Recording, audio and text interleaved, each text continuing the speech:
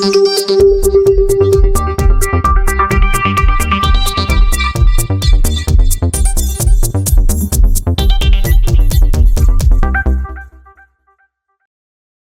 welcome to A&R News. This is the Raw Report. I'm Ryan Jackson-Saw. I'm here today with a state party leader for the One Nation. This is Jennifer Game.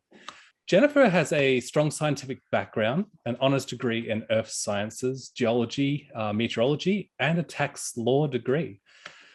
She is now running as a Senate candidate for One Nation, who's for the first time registered in South Australia. How are you doing, Jennifer? Welcome to the show. Thanks, Ryan. Thank you for having me. Not a problem. It's a pleasure. Now, you've originally made a real name for yourself, didn't you, working for the Australian Tax Office, and you became what is, in essence, a bit of a whistleblower. Did you want to tell us a bit about that? I did become a whistleblower, and the result was an inquiry by Dale Boucher. I reported to the Commissioner of Taxation, then Michael Carmody, what I saw as a number of problems. I was then working in Project Wickenby, which was looking at high wealth individuals and what we could do about them. And as a result of making my report, a number of other people came forward, I think 8 other people as well. And the inquiry was subsequently published. I was on the website for a while. I think all of the recommendations were put into play by the Commissioner. However, by then I had resigned, because the moment that I'd written to the Commissioner of Taxation, having explored all the other alternatives, which is talking to my boss and talking to his boss, they'd taken away my work, and I had no access to any computer systems. And I was sitting there twiddling my thumbs for a number of months, and decided that I wouldn't, that wasn't any sort of way to live anyway. And I was very close to retirement, so that's what I did. So I took my retirement, which I've been thinking about anyway, and that's what happened. So I think it really marks a changing moment for the tax office as well. I think the reputation of the tax office has been on decline since that time. There was a real culture shift after Michael Carmody left, which is unfortunate, because it was actually a very ethical and good place to work. But I think that's changed now. Yeah, so what made you come out of retirement and to run for this position with One Nation?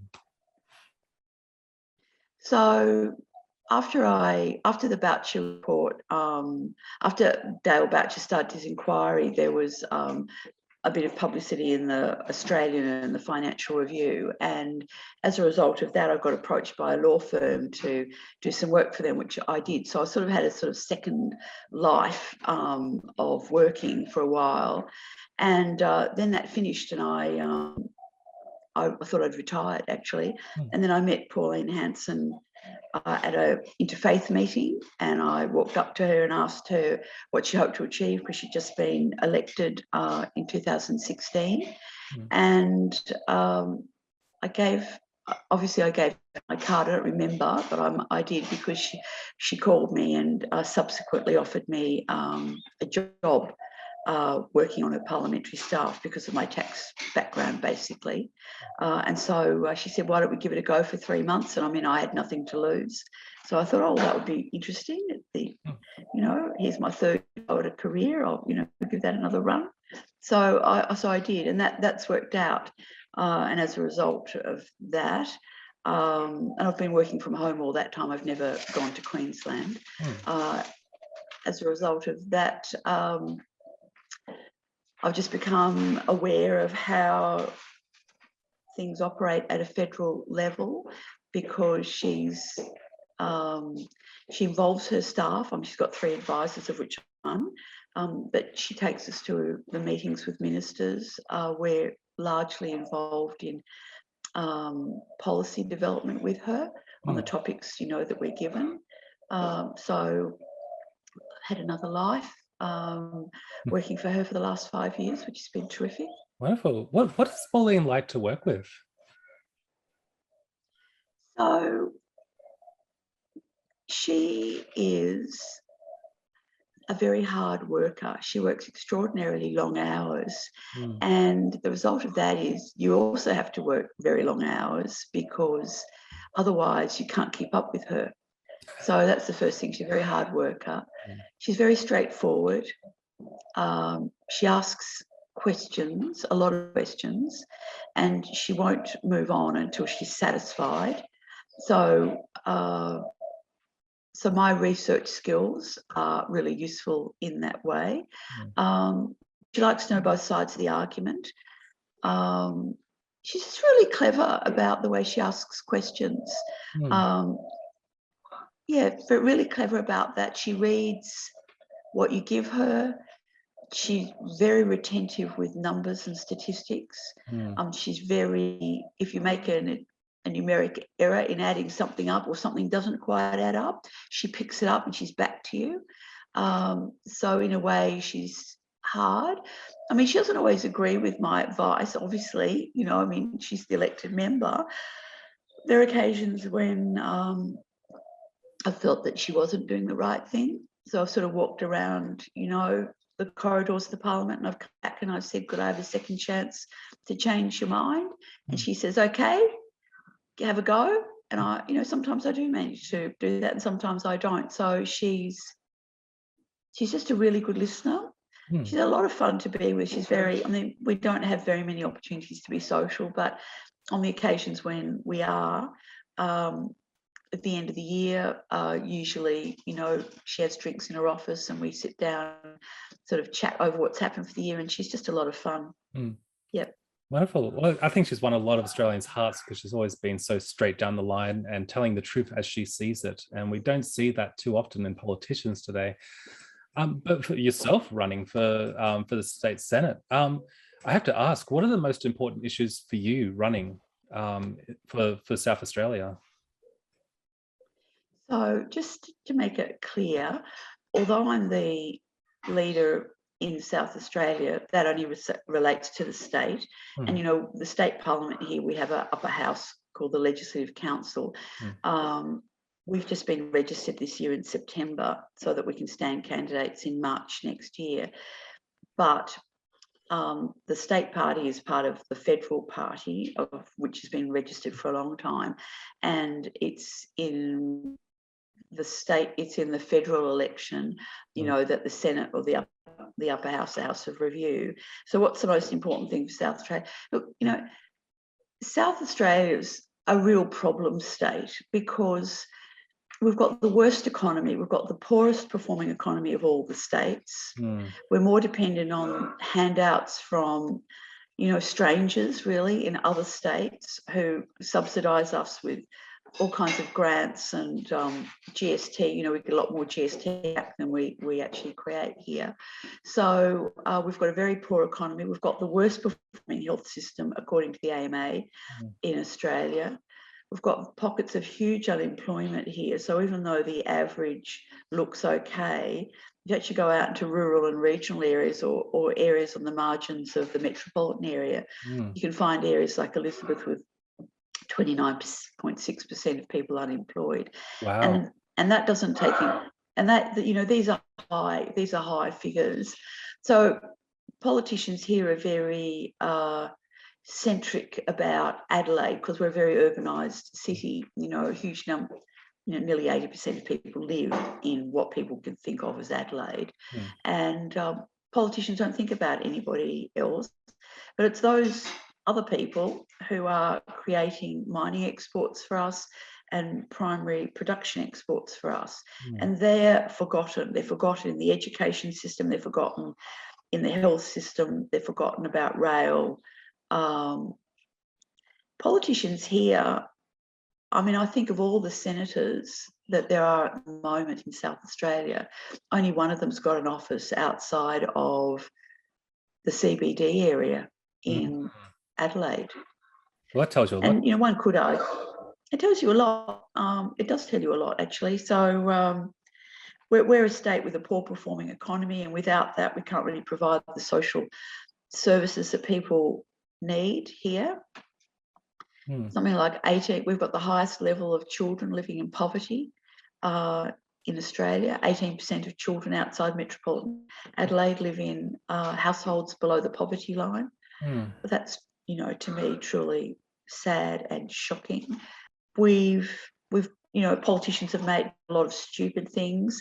In South Australia, we've rushed into renewables. We blew up our power station, the last one that we had in 2016, in the early part of the year. By the end of that year, September, it wasn't even the end, only a few months later, we had a complete black system event here in South Australia where there was no electricity at all.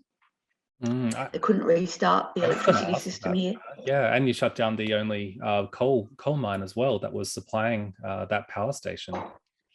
But that's right. Why would they do that when the South Australia is so reliant on that system? They were only asking for a $25 million subsidy to keep it running, and the government didn't come through with it. So it's about this idea. I mean, we're seeing it play out now, but it's an ideological position that there's a belief, and I say belief, that carbon emissions from human activity is creating a warming of the atmosphere. And without even going into whether or not that's true or not, the immediate effect for us is on policy about electricity supply and gas supply.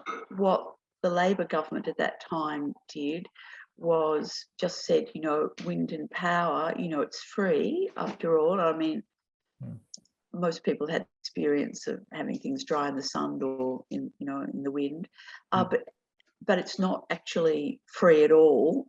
It's not free. It might be free before the meter at home to you, but once you put it into the electricity grid, it's not free anymore, and it creates a lot of stability problems, and that's what caused the blackout in September of 2016, and we couldn't restart the electricity system a few days later. We had to rely on an old coal-fired power station in Victoria. Most Australians don't understand, certainly South Australians, I don't think, understand that when they get their electricity bill, that half the bill is for network costs. So half of it's for transmission and distribution of wind and power, wind and solar largely. And that cost is there whether or not they leave all their lights off and don't use any electricity. So it's a fixed cost, regardless of use. That's the biggest cost. And then the generation cost, which is about 30%. Again, that looks like it's inexpensive, but it's heavily subsidised. There's not a wind or solar project in South Australia or anywhere in Australia that makes sense without subsidies from the government. So they pay for that through their taxes. Then they've got a green tax that they pay on their bill as well. And then finally, the retailer is about 25%. And that is an inflated price as well, because they've got to buy what are called large generation certificates from wind and solar operators, and they have to buy a certain percentage every year, and that goes on a market, free market. So you subsidised again. So there's just a limit to how long you can go on subsidising absolutely everybody. You mentioned I've heard that there is a higher turnover of needing to replace the wind turbines quite often, and the solar panels as well, and that takes a lot of resources to continually. So the solar panels don't seem to be lasting as long. And the question is, well, what will you do with them? And people say, oh, well, you can recycle them. And the answer is you could recycle them, but the evidence is that to recycle a solar panel costs about $30. But if you sell off what you've recycled, it's about $8.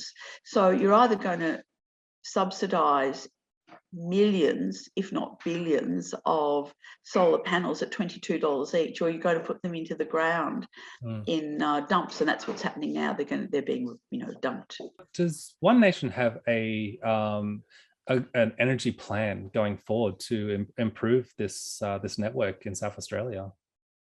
So what's One Nation going to do about all of that? Well, because the government has committed to a program which will see coal-fired power stations timetabled out before they know how to fix all these problems with weather-dependent electricity. what the government's doing is wanting to spend at least another $1 billion in the short term, because there's a bill for that, the grid stability bill, to try to find solutions. So we say that we'd like to see some clean coal-fired power stations built in the short term, until they fix up or know how to sort out these other problems. And that's what Germany's done. Or, you know, Germany after Fukushima closed their nuclear power stations, all of them, and they started building coal-fired power stations. And that's not because they want to or believe in coal, but they realise that they don't have the technology solutions yet. So they're just doing that as a kind of a stopgap, and we should be doing, you know, the same. But we're not making any attempts to. And you know, we've talked about nuclear, or people are talking about nuclear. There's no support in the community. I mean, there's support amongst politicians, but if you talk to people, there's very little support for that. But even if it seems to be that Australia is one of the most stable continents on Earth. If there's going to be nuclear anywhere, it probably should be Australia. The technology has developed quite a lot, so that the risk of falling out and things that happen in Fukushima is extremely low. I agree. We've got a very stable continent. And we appear to have a lot of things going for us, like we've got huge uranium reserves. But the moment that you refine that uranium into the rods that you need, then where are you going to put the waste? And most of the land that a lot of the land that we would be talking about where such a plant might go is under native title. And native title holders don't want nuclear, because we've had a recent experience, that is, you know, after World War II, all this nuclear testing done at Maralinga. That's not being taught in schools today, by the way. No one's teaching anybody about the fact that in our living lifetime, and I'm meeting people, parents have died as a result of the radiation there. They've seen what happens with nuclear weapons, and, you know, Aboriginal people don't want it. So, you know, recently the government has decided that they want to have a radioactive waste management facility at Kimber on the Eyre Peninsula. And originally they proposed that the Senate would make that decision so that no one could object to it, because it would be law rather than a government decision. And we opposed that. And as a result, effectively, now people will be able to go ahead and challenge all the decisions the government's going to make, including the Bangala people and the other peoples who've been affected. They don't want it. And if you ask, you know, people in South Australia, they generally don't, they didn't even want a nuclear waste dump that was only going to keep waste here that was going to last for 700 years. What are they going to do when you tell them it's going to last for as long as you can, you know, as long as man's going to live? You're going to have to put it somewhere. And they don't want that to be on the Eyre Peninsula, which is, you know, as the wind blows, you know, less than an hour across to Adelaide. Yeah, I mean, we were told when the Minister, Pitt, and staff came around that they'd done a lot of work on the proposal for the nuclear waste facility. And I said, well, how are you going to bring all of this waste that's currently in storage in the rest of Australia, particularly the eastern states? And they said, oh, we're going to bring it in by truck. And I said, oh, well, what's the route going to be? And they said, oh, we're just going to bring it down the southeast freeway, you know, into Adelaide. And I said, right, okay, so past this little toll house. And I said, oh, right. I said, so which major urban area are you going to go? Are you going to go ahead into the city? Are you going to go left, or are you going to go right? What are you going to do? And I said, the moment you start doing that, there are going to be protests at the bottom and you're just not going to get through.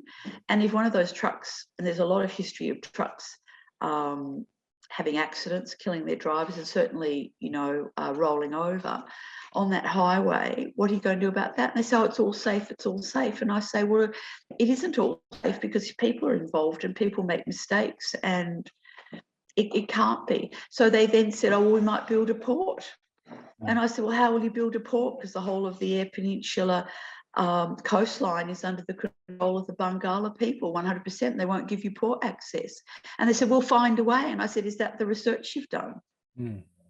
So they hadn't done any research. They didn't look anywhere but South Australia. They see South Australia as a nuclear dump. Mm. Well, South Australians don't see it that way. Yeah. I want to ask an important question when we're talking about environment. And it's one of the biggest problems that South Australia has been facing is the water management crisis. I've heard that a lot of the primary producers are being pushed out because of poor water management, especially plans like floodplain harvesting that are happening, stopping a lot of the water getting through the river system. Did you have anything to say about what's happening there? So, back in 1915, there was an agreement between the three major states, the River Murray Waters Agreement. And what that said, it still holds today. It's still in the Water Act of 2007. And what it said was that Victoria and New South Wales would share 50-50 the water from the Murray, because the Darling doesn't provide much in the Murray-Darling system. It's always been a very intermittent river. That they would share 50-50 and that they would give South Australia a set amount of water. And that set amount was increased a little bit, I think 400 gigalitres, when the Dartmouth Dam was built and the Chowilla Dam in South Australia was not proceeded with. So we've always had a fixed amount of water. But what's happened is that when the 2007 Water Act came along, then they had the Murray-Darling Basin Plan, and the Commonwealth created a new position called the Commonwealth Water Holder, and they started buying back water, and they've bought back 1/3 of all of the irrigation licenses. And they did that shortly after, they did that really after farmers found themselves in trouble after the Millennium Drought. So we don't have enough water for irrigation, and we're wasting a lot of the water that we do have for environmental purposes. So the state manages, of the 1,850 gigalitres that is guaranteed, except in a drought when we take less, as the other states take less, they manage the water here.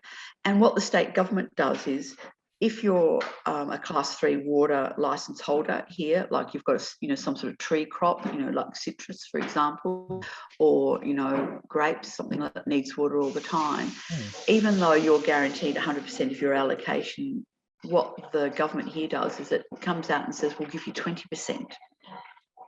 And then they might say, well, now we'll give you 30%, now we'll give you 40%. So what these people then do is they go out and they go and buy the water they need for their crops from other people, because there's now it's a commodity, and it can be acquired at a high price from the market, from people who don't have any crops, but just buying and selling it. So then they buy this water, and then right at the end of the year, after they've bought the water, the government says, oh, we're going to give you 100% of your allocation now. So these people now got more water than they need. So they sell it at a low price because nobody wants it, and they have all the stress and all the cost when they don't need to. So this is one of the major problems with state government, is that they don't understand how it operates. Do you think it's a big mistake to make water a commodity that you could buy and sell, and almost keep like a stock? So you almost store as much as you can to and wait for the prices to be high and sell it. Do you think that makes things rather unfair for especially the small farmers? Well, the moment that they separated the land from the water and you could buy, water licenses if you had enough money, the first thing that happened was that 10% of good licenses in the Murray are now foreign owned. So what we're seeing is Chinese companies, for example, able to buy, say, a vineyard. They obviously they have the water, and they grow their grapes. They create their wine, they put it in bulk containers, they export it back to China. We don't get any revenue out of that. The only benefit we get on an ongoing basis is, I guess, the people that they employ locally. That water effectively leaves the country, in that way. So, yes, so first of all, we've got it under foreign ownership now, which we never had before. We have large corporate owners, and we're not able to find out who owns the water. So every attempt by who owns what, because all the water is registered on state registers, all of that, nobody knows who owns what, but it's rumored that there are some very large corporate Australian owners as well as foreign owners. It's certainly been, if you look at the stock market price of a company like, say, Duxton's, but there is another one as well, you couldn't have done any better with your money than to have bought shares in a water trading company. That would have been your best return that you could get, because it's such a finite commodity. In terms of the water harvesting, that's taking place in New South Wales. It's a very corrupt system in New South Wales because they oversold the water in the river. So it's like having a stadium with a rock concert, and you kind of sell 10 times the number of tickets, and then all these people turn up and want their seat, and there isn't any for them. So it's a hot, topic there. So they're kind of the government's in a bind, about what to do about that. In South Australia, because we've always had a fixed amount of water, and the water is measured from the time that you take it out of the Murray, people have piped it and so that there's no evaporation or very little, and they've pumped it to try and get it to their properties. Whereas in New South Wales, it's open channels. So if you're 30 kilometres away, your water you don't start metering your water until it gets to your property. So you don't care if it's an open channel. You actually don't care if anybody takes it along the way, because you just meter it at your property. So water. The moment that the government bought up 25% of all of the water in the Murray-Darling system, there was going to be an impact on farmers, and they didn't tell them really how that impact was going to operate. And then on top of taking that 25%, then the next 10% went to foreign owners. So now there's 35% less water. So something was going to have to give, wasn't it, somewhere? But I don't think people were ever properly informed about what it would be. And speaking of the farmers, they're about to come under some major threat, especially our cattle farmers. There was a summit that was just held in the United Nations. It was called the Food Summit, held in Rome, and they have decided that they're going to impose a carbon tax on all beef. Now that runs at about $1.61 a kilo, or an average of about $800 per cow. Now that's threatening to shut down the entire meat industry in Australia. Does One Nation have a plan to oppose this proposal from the United Nations? The United Nations is an unelected body as far as we're concerned. I mean, One Nation believes in the sovereignty of our country, and that means that we believe in the rule of Australia by the people of Australia. So we don't believe that we should be ruled by unelected bureaucrats in the United Nations. And so the answer is if we have the opportunity, that is, if we're elected, we will be opposing that. I mean, beef is a major export for Australia. That's right. And so far, if we were to follow what the United Nations collectively thinks we should do, well, we should stop exporting our coal. That's 25% of our export income. We should stop pretty much all of our agricultural income earning activity as well, because that all takes water. We certainly should be stop eating beef. I mean, or it's not only beef, but it's lamb as well. So, if the United Nations was really serious about the environment, if they really believed in man-made emissions making a difference, that's if they did, and it wasn't a giant swindle to allocate, to see wealth move from wealthy countries or developed countries to less developed countries, then they'd start to think about what can we do to keep the population numbers at the number that they are now, because clearly the Earth has got a finite carrying capacity. I mean, it's one of the reasons that you can argue that One Nation zero net migration policy is a sensible one, because if you've not got enough water and you're trying to keep your carbon emissions down and you're trying to allow housing to be affordable for young people or people who've come out of a broken relationship and starting again, if you want less congestion, you want better access to hospitals, you want better access to education, then the sensible thing to do would be to limit the number of people who come into Australia and bring people who are critical to our future, people who are highly skilled. And there would be some family,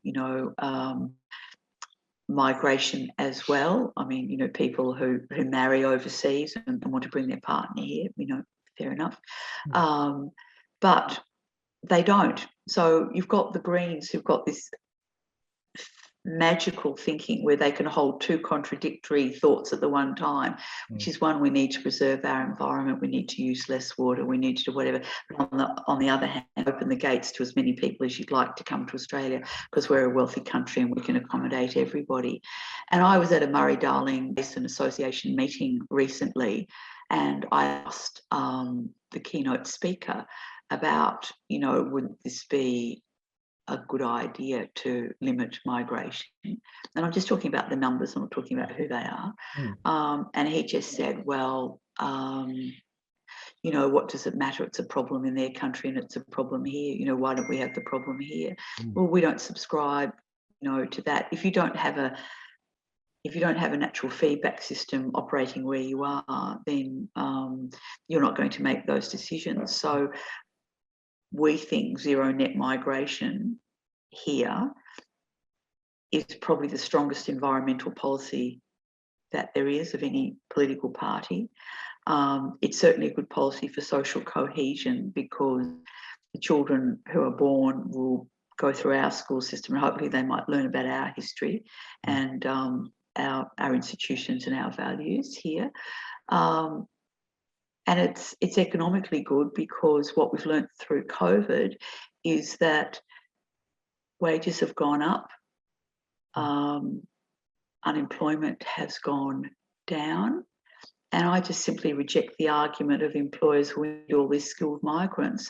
What we need is employers to train people here, instead of just bringing more people here to create a bigger market for special interest groups, the kind of groups that support the Liberal Party. And, Labor's on the same page. It wants a bigger Australia because it knows that new migrants to Australia are very dependent on government services when they first come here, and that those services are likely to be better under Labor.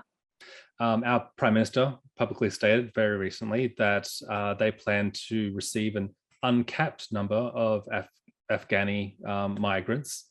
Obviously, they're facing a bit of a crisis right now over there with the takeover of the Taliban, but an uncapped number, do you think that's responsible? My view, and I think the party's view, is that we should be putting Australians first, that an unlimited cap is unreasonable, that other countries ought to be stepping up. We've already got a significant cap. We already take more than most countries. I mean, no one's critical of Japan. They don't take any refugees, right? They don't take any at all, because they say that it's not good for their social cohesion. That's right. It'd be cultural genocide, wouldn't it? If they take It would be, and they don't want that. They don't want that. So they don't take anybody. No one's critical of them. We're one of the 4 settler countries in the world, largely settled by migration. The others being Canada, the United States and New Zealand. And we are growing through migration generally at a much higher rate than any of those other countries, including Canada. It seems like the 2 big parties want to test the limits of the environment, the limits of social cohesion, the limits of our hospital system, because they're not spending nor considering the long-term consequences. What they are arguing is, we need all these people because we don't have trained people. Well, let's train them, because the majority of migrants, studies show, go into low-skilled jobs. the people who come here on skilled visas, there was a study done at Adelaide University, and they found something like 70% of people who came to South Australia on skilled migrant visas were working not in that category, but in a lower category. And many of them were unemployed. 15% of them were unemployed, so couldn't get jobs at all in any category. It just doesn't make sense. And I mean, survey after survey shows that when Australians are asked, do you want more people in Australia? The answer is no, we don't. And that's the Lowy Institute one. There's been another recent one done. ANU, they asked that question. Only 30% of people said they wanted a bigger Australia. Big parties aren't listening to them, but you know, One Nation is.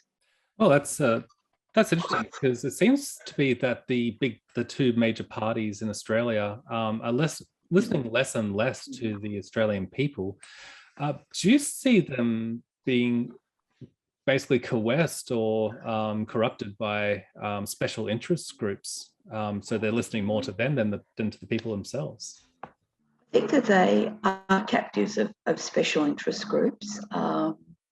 You know, something like the Business Council of Australia, when I looked, I think a bit over a year ago at their membership, just over half of their membership were foreign-owned multinational companies that pay either no tax in Australia or very, very little. So, you know, it says Business Council of Australia, but actually not representing the interests of Australia. If you look at GDP by industry sector, again, very heavily dominated by foreign-owned multinationals. And the energy sector, which isn't actually a big sector for foreign-owned multinationals, but 25% of that sector is owned by foreign-owned multinationals or Chinese state-owned enterprises. So here in South Australia, SA Power Networks, wholly owned by China state-owned company through a Hong Kong company. Energy Australia, wholly owned, you know, company. Their interests and ours are not, you know, not aligned. So yeah, well, we're heavily dominated, and you know what, they donate to both the Labor and Liberal. You know, they donate fairly evenly between the two parties. And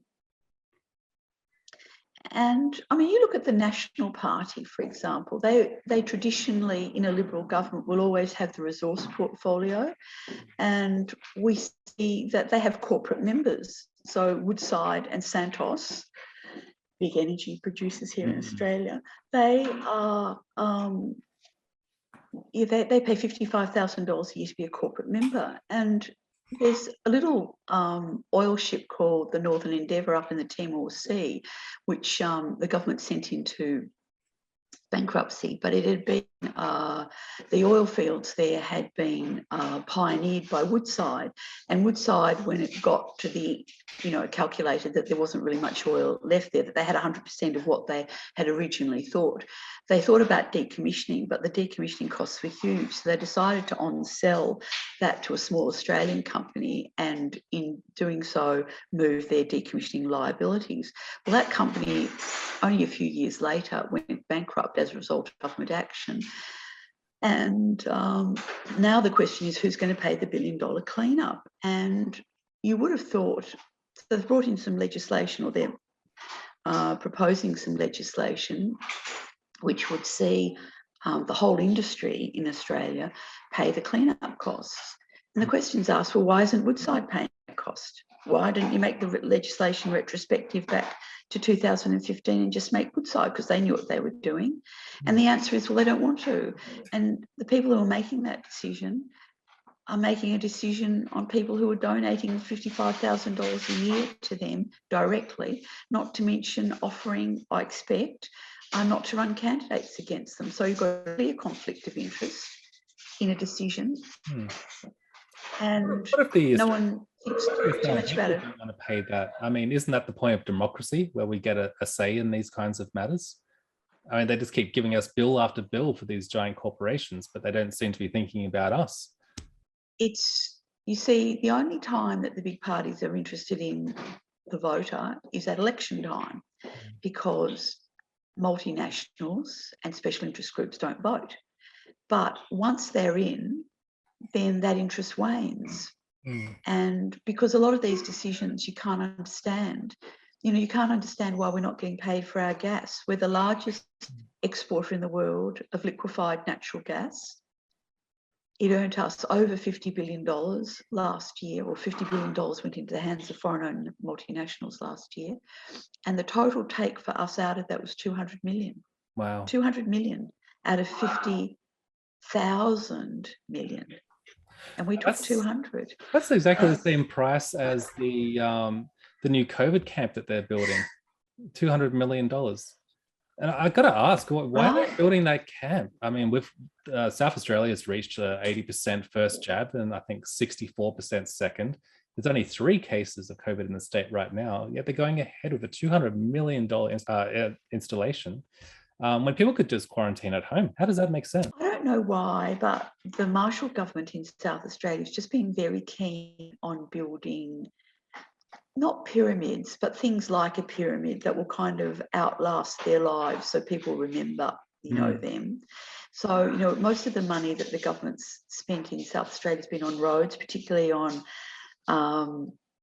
the major, South Road. Most of, huge amounts of money there. And we've built a new hospital, Royal Adelaide Hospital, although we've hopped it off because it cost 2.3 billion to build, and now that 2.3 billion is owed to a hedge fund, and we're paying high prices to in interest in that, so we don't really own it, although the government suggests that we do. So instead of putting the money where it's needed, and including why we'd need a quarantine facility, I don't know, but instead of doing that, they want to build, a new basketball stadium. Well, a basketball arena is a very small place where they play. You can't do anything else with it. It's not like a multi-purpose place. They want to spend close to $700 million on a basketball court where people can see that. And all of these major kind of building projects, but they actually don't make that much difference to people's lives. And they're just putting us into debt. I mean, when Marshall came in, Labor had us, we had the highest level of debt per person anyway in Australia, but that was at 12 billion. We're now at 24 billion and rising. And the quality of the health system's gone backwards. We've got fewer hospital beds now than we had in 2008. We've got higher electricity prices. I don't know what voters will do, and it may be the people that I talk to, but there's a real disenchantment with both of the major parties. Now, what people will do about that, I don't know. But, they worry about if they vote for One Nation and we don't get someone in for One Nation, well, where will their vote go after that? And then I tell them, well, they've got a transferable vote if it's federally, and their vote will go to wherever they want it to go next. So ultimately they decide whether Liberal will go over Labor at the bottom, for example, if that's what they want. In the state, the voting's different. You have to vote for everybody. You can leave your vote at 1 if you want to in the state, but at least in the lower house anyway, the House of Assembly here. There seems to be a lot of talk right now to every person that I've mentioned this to, that everyone's voting independent. And I think that this could be the next election cycle for the independent groups. We got great, fantastic groups coming up, like the GAP, and you have Clive Palmer's party as well, and One Nation, of course. We're probably all going to be looking at very strong positions after the next election cycle. So all of the major parties now have got a 3 in front of their polling. It's 30 something. There are a number of micro parties around, and when I talk to people and they say, well, what about Trumpet of Patriots or Reignite Australia or something else, but these parties are not registered, they've not attempted to be registered, and they're not standing candidates.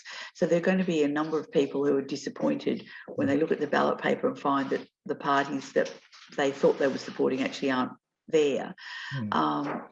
Certainly Mr. Palmer, I think it was reported he spent $84 million on the 2019 election, and he had his wife standing as well. So money, he outspent Liberal and Labor and all the rest of the parties combined by quite a major amount. So there is a limit to what money can do. I'm not saying it's not important in campaigning. It's very important, especially for small parties that don't have any. But it didn't get any of Mr. Palmer's people in last time. What did happen last time was that they got about 3% of the primary vote. And when I looked at where the preferences went after that, they almost all flowed back to Liberal. So people put that party first and it went straight back to Liberal, which I think is what he wanted, because he then wanted to make sure that Labor didn't get in. Now, when you read the advertising in the major papers, it looks like he doesn't like either of the major parties. So I'm not sure what he's going to do, but I imagine that they will do fairly well. But how well, I don't know. And I do agree that I think there'll be an increase in support for small parties, and how that works out, because, at the end of the day, when the election 6 o'clock comes, they effectively put that first vote in a pile for every party, and then the party that's got the smallest number of votes they take them like a pack of cards and they go, well, you're out, but let's see where your second preferences went, and then they sort of deal out like card game, where they go. Then they look at the bottom and say, well, you're the lowest one, so I'm going to take yours and see where those preferences are going to go, and they keep dealing them out. And so it'd be quite complicated this time, particularly in, say, the Senate and the Legislative Council in South Australia. I think it will take quite a long time to work out how people have given their second and third and fourth preferences. Would One Nation ever consider forming a coalition with Clive Palmer? I think a lot of people would be very excited to see that happen. If you start to look beyond Clive himself and Craig Kelly, you don't actually know anybody else. And they've been on a campaign of recruiting people, but I think you only have to give your email, and you don't have to pay money to sign on. Because if you want to be a member of One Nation, you actually got to pay. So it sort of tests your level of commitment fairly early on about that. I'd be surprised, because although they've been talking a lot about freedoms and a lot about being anti-vax, really, One Nation's a multifaceted party, and you'd have to look at, in our federal constitution, there are about 20 objectives that the party has, and I'm not sure where the United Australia Party would stand on all of those other objectives. So I sort of think it would be unlikely. Although, for the moment, we're travelling together, because we've got a similar view about the way in which COVID has been managed in this country, which is in a very authoritarian way, and in a way that's, lost people a lot of freedom. And I think people are unhappy largely about it, particularly about employment, the number of people who are being forced effectively in order to keep their jobs. I was told last night that 150 ambulance paramedics will be resigning shortly in South Australia because they're refusing to be double vaccinated, or vaccinated at all. That is one way to solve the ramping problem, because there just won't be enough hospital paramedics pick people up to ramp them on the outside of hospitals anyway. But that's a sad sign, because there's only 1,250 paramedics anyway. That's right. Well, so I just think that unlikely. The latest research has basically shown that over 30% of nurses are considering leaving their positions permanently from the hospitals. And it's just... You have to ask what... Sorry. Yeah. And yeah, it's going to create a health crisis. I think that the way that these governments, the major parties, have handled this has just been absolutely appalling, and they're just not listening to the health providers themselves. who are basically saying that the way that they're handling this whole crisis is wrong. The only way that you can get COVID is from someone who's already got it. Mm.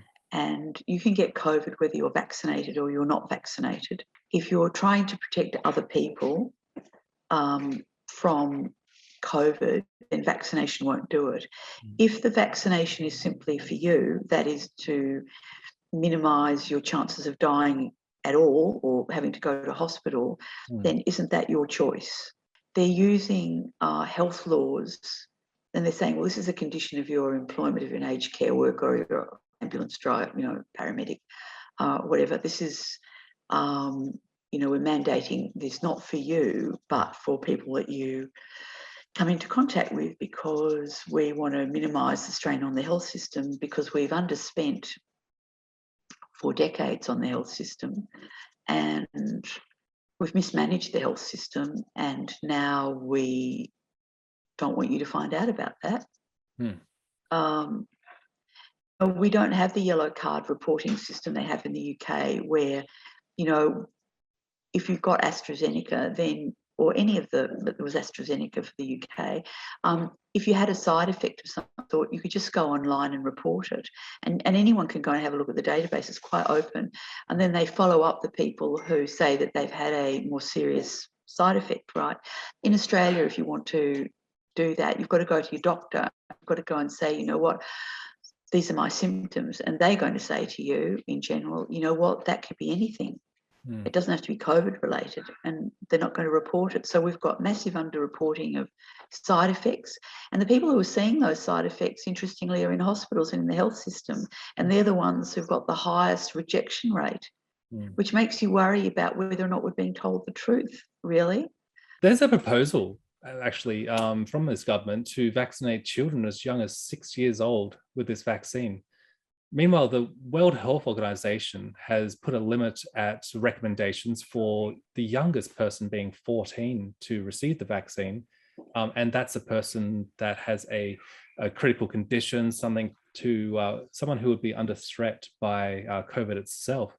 Why do you think the government is pushing forth with vaccinating children? I've no idea. I mean, parents make those decisions, and I mean, my grandchildren are 6 and 5 and 3, and I'm pretty sure they've had the childhood, the standard childhood vaccinations. I wouldn't want them to see them receive an experimental vaccine when the death rate amongst, and they're healthy children. I mean, if they were currently undergoing, if they had something different, maybe I'd feel differently for them, but it's a real form of mass control, because once you've had 2, it's not going to stop at 2. You're going to have a third one. I think in Israel they're now having their 4th one. These are still experimental in the sense that they're very new and they're still collecting data and they don't know what the long-term effects are. I think it's dreadful.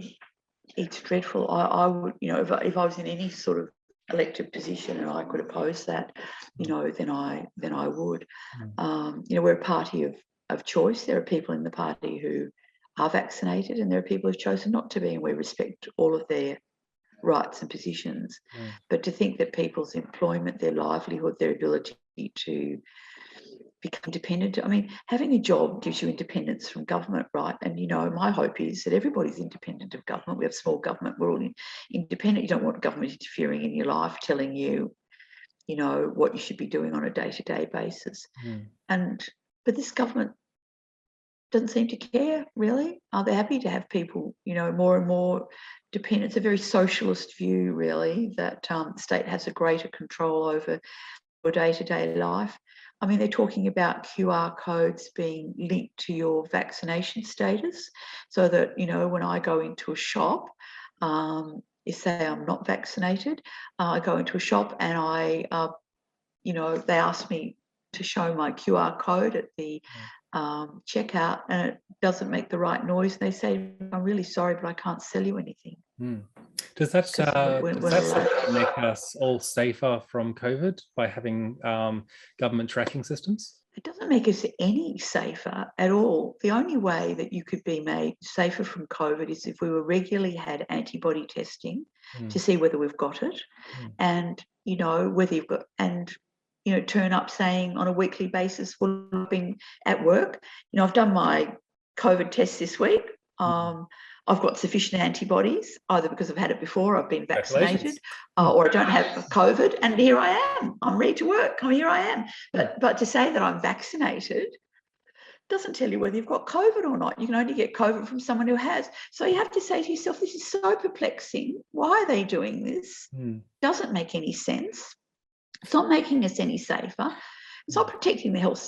It might be protecting the health system a bit. We're chronically understaffed with ICU beds. In 2020, the Medical Journal of Australia published an article which was a survey of all the ventilators and ICU beds. And we've got on average in Australia 9.5 per 100,000 people. The United States has got 35 per 100,000 people. Germany 29 per 100,000 people. We are chronically under prepared for anything like this, and we always were. Yep. So no, I don't think any of these tracking systems, or Marshall says, it's going to have this face recognition system so that if you're at home quarantining, they can ping you and that you've got to show your face, and if your face isn't at home or you're not home within 5 minutes or 2 minutes or something, then the police are going to come round and get you. That's when they had a that was the most alarming concept ever, and it's no wonder the word totalitarianism is being thrown around right now throughout the country. I think a lot of people are very worried about the way that this government's chosen to handle this very mild, really, when you look at the numbers, flu. It's very mild. Yeah. We've had less. It's very mild.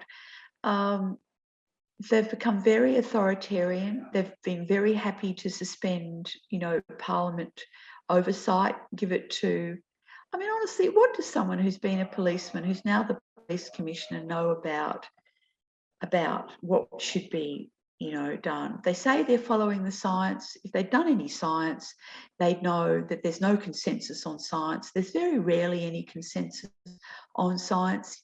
People put up a hypothesis or an idea.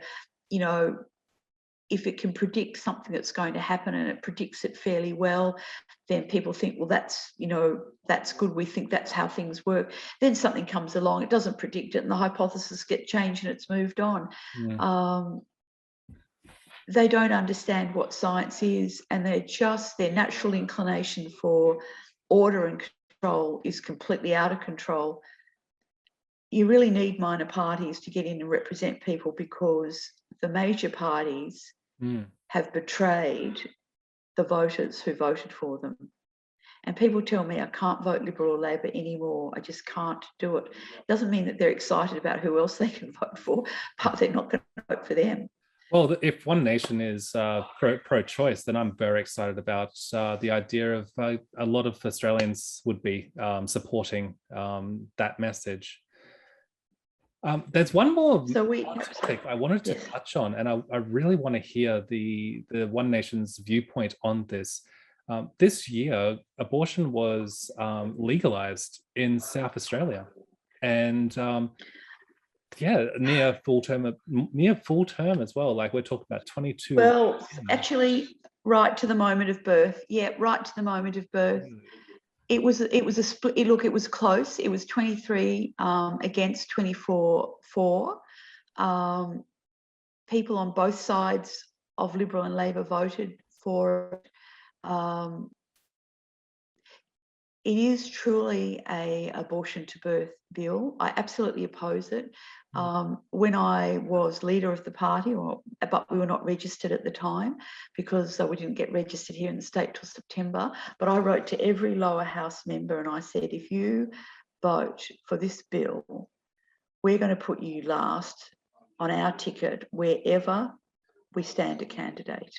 And I've got the voting, how they voted on the amendments, how they voted finally, and we will be putting them last wherever we are.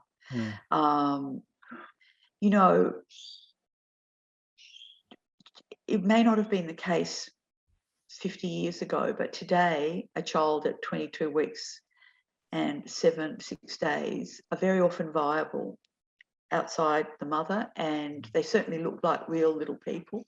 And to think that because people have changed their minds late, they've broken up with you, had a row with you, just go and abort that baby. I mean, where are the father's rights in all of this? You know, and they want to bring up the extreme examples of rape and incest, but they were already covered under the old regime, or there's something seriously wrong with a child, you know. These are already covered. We're talking about new situations. You know, in my view, it's murder. If I had the opportunity in the state, I would introduce and work hard to get a new bill which would protect the rights of the unborn child, not only from abortion, but also from domestic assault. I mean, lots of people lose babies as a result of domestic violence, and that ought to count as murder. It doesn't now. Yeah, people who are drunk and run into a pregnant woman and she loses her baby as a result, that's not murder. It ought to be. So I'm horrified. I'm absolutely horrified at and disappointed by the Liberals in particular, because they, I thought, were pro-family, but they're simply not.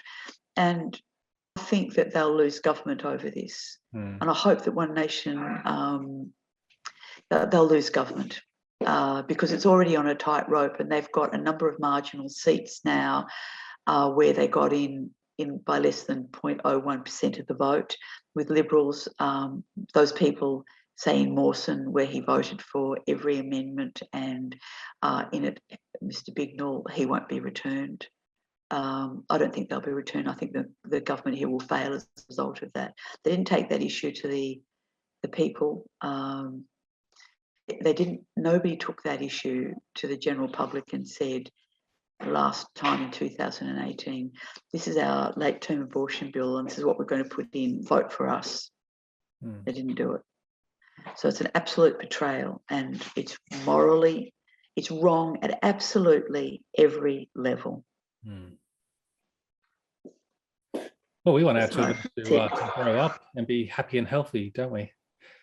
We do have some very good news when it comes to our kids. In 2017, Australia's ranked one of the lowest in the OECDs for our education system. However, we have recently risen up to number 8, and we've beaten Sweden and the Netherlands.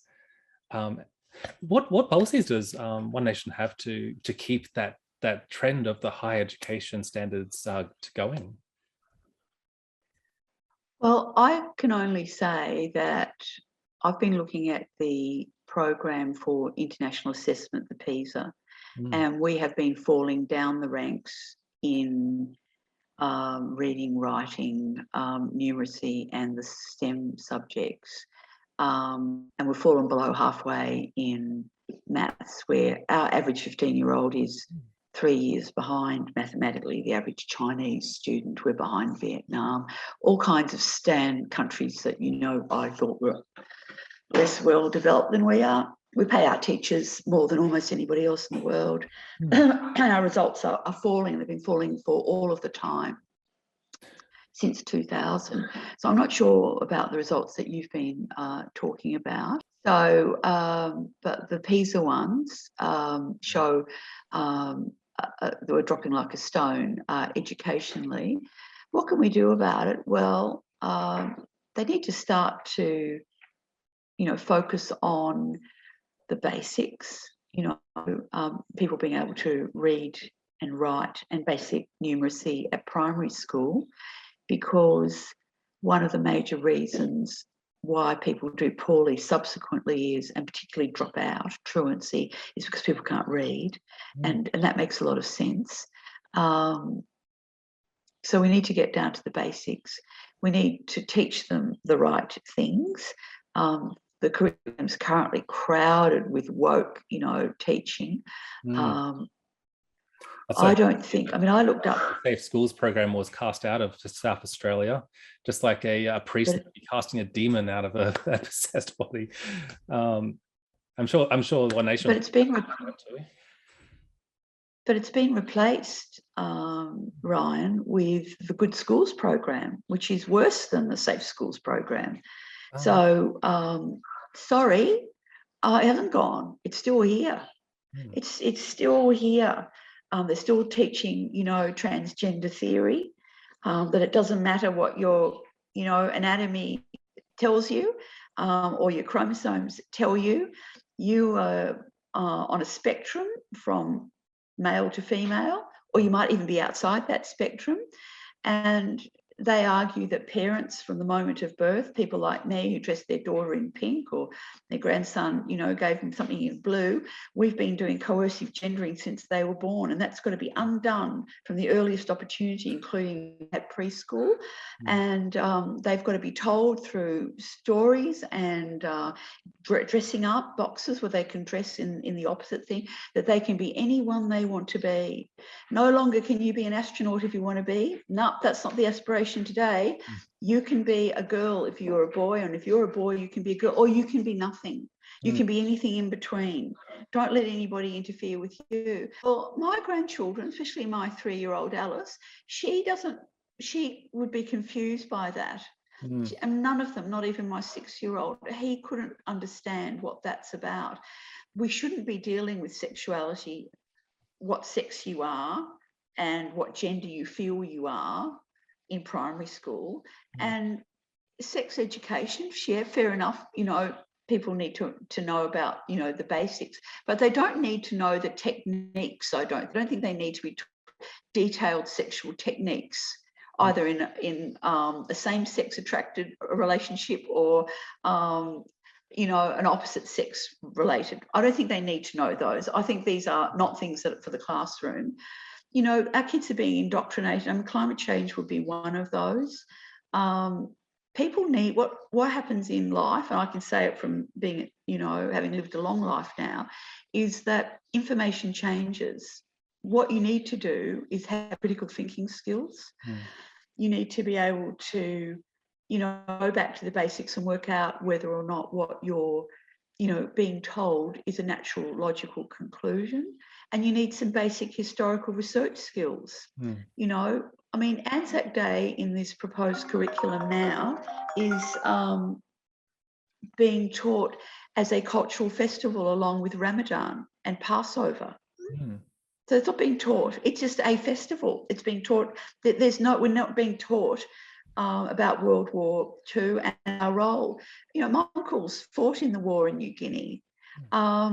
I know people who've contacted me whose father and mother died at Maralinga. None of this is being taught. This is an old history that we're talking about. We're not talking about something that happened, to peasants in France in the year 1000. They're not even being taught the basic things here. Right. And if you don't know your history, then you don't understand or appreciate what you have. And we need to do that. So we have been, our curriculum, the National Curriculum Reporting Authority, which is a federal authority, puts out a national curriculum up to year 10, and that is then rubber stamped by the federal government and the state ministers, and then that becomes it. And now you've got the least qualified people as teachers, that is physical education teachers. So all this gender theory is not being taught in science, because there is no science to it. It's being taught in PE. When you go out and do running and jumping and learn the rules of playing tennis. What do you think is the best way forward that we can go to put history back into our schools? Because a whole generation not learning history is a whole generation vulnerable to making the same mistakes. It is. And, again, you look at when you bring 1 million people here every 4 years under our migration program, which is what we've done up until COVID and what is planned to happen again. If they don't go to school, their children don't go to school, and they don't learn about the history of this country, how are they going to feel connected and part of it with people who do know about it, who've got grandparents and parents who've been in the circle, who know their history. They're not. So we need to. Australian history should not be optional. I mean, at the moment it's optional. The only things you have to learn are about Indigenous history, and I'm all for that, but it's got to be the right history. I mean, this Bruce Pascoe rubbish that there was a sophisticated agrarian economy here, and that all of that was eliminated by Europeans in order to say that there was no such thing existed. I mean, there's no evidence for that at all. It comes from one person and one notebook found somewhere. And the fact that that's now part of our school program, you know, critical race theory is now being taught in our schools. Yeah, critical race theory is being taught. So, you know, I've got no control over the fact that, you know, I was born with white skin, and to be told at school, for kids to be taught that their white skin gives them an unearned privilege, which they now need to compensate automatically everybody else who doesn't have white skin, is ridiculous. I mean, the white skin of my uncles in New Guinea didn't help them a great deal, nor did it help the prisoners of war in Japan, you know, the Japanese prisoners of war in the Pacific greatly. It sounds like that's a form of racism. And so our children may be subjected to racism and being confused by gender theory. I mean, what kind of generation are we going to be creating here with these ideas being planted in their heads at a young, developing age? Well, you've got schools that are now being built with same-sex toilets. So last year, I think it was Fortitude Valley, new high school, inner city high school, they built for, 12, 13-year-olds arrived to find there were no male toilets and no female toilets. It was just all one. The parents and the students put up such a protest about that they went back and re-signed some as male and some as female. But, you know, young girls growing into adults need a bit of privacy and a bit of space. And they, guess what, didn't want to share their bathrooms with young men. So, but that is what educators want to do. They want to bring gender into absolutely every aspect. There are hundreds of programs that are teaching teachers how to teach a subject related to gender and to bring in gender issues. And we've had a lot of complaints. And I mean, Mark Latham in New South Wales has really been at the forefront of telling those stories, but they're happening here in South Australia as well. You know, the education for people is done through their families, and it's done at schools. And it is what we're seeing is a progressive undermining of the family's role in education. And I just want, we've got enough poor teachers as there is now. I mean, entry requirements into teaching have never been lower. I mean, yeah, we've got some great teachers, but we've also got a very large number of poor performers and people who shouldn't be in teaching, protected by, protected by unions, and gutless, absolutely gutless education ministers unable to or unwilling to do anything about it. Well, the Labor would never do anything about it because education unions support Labor Party strongly, but the Liberals don't want to, rock the boat. We just want to have our children taught, the vocational basics of how to think critically, so that they're not taken advantage of in life, that they can read and write in English, that they've got some basic numerical skills, so that they can, compare their interest rates, for home loans, or work out when they're trying to do things, is that good for them or not good for them. They don't need to be indoctrinated. They don't need to be indoctrinated. And we need to stop that. And that's what I hope I'll do if I'm elected. Even if I'm not elected, I'll still keep trying to stop it. Well, what a beautiful message and ambition. Thank you so much, Jennifer, for talking through the tough issues as well. There's a growing support in South Australia for an alternative choice to the two main parties. And we are actually expecting you to do quite well. And we wish you the best of luck with this upcoming election. Very kind, Ryan. You know, the vote is always right. So, you know, we accept what the voters will say, but we hope to provide an alternative for people. Our biggest problem is just getting the message out about what we stand for. And thank you for giving me the opportunity to try and get that message out. So I'm very appreciative. Thank you. Absolutely. Do you have any final messages for any prospective voters that are listening right now? South Australia's had a long history of giving people a go, I guess. We've seen that, you know, the Australian Democrats, you know, it went, was very popular for a while, it flamed out. We saw Nick Xenophon, very popular for a while, flamed out. One Nation's been quite an enduring party, but we've not stood in the state for a very long time, not in my memory anyway. So I hope that people will really look at the candidates closely. I hope they'll look at our policies closely, and I hope that they'll put number one in the box for One Nation, because really a vote for anybody else, particularly the major parties, is just a vote for the sameness of the two of them. And they're going down the wrong way. They're going 90 miles an hour down a dead-end canyon, completely the wrong way for our country. So I hope that people will give minor parties a choice, and I hope they'll put One Nation at the top of their minor party choice. Well, thank you so much. And hopefully next time we see the Senator Jennifer Game. Well, that's very kind, Ryan. And if that were to come to pass, I'll be delighted to talk to you.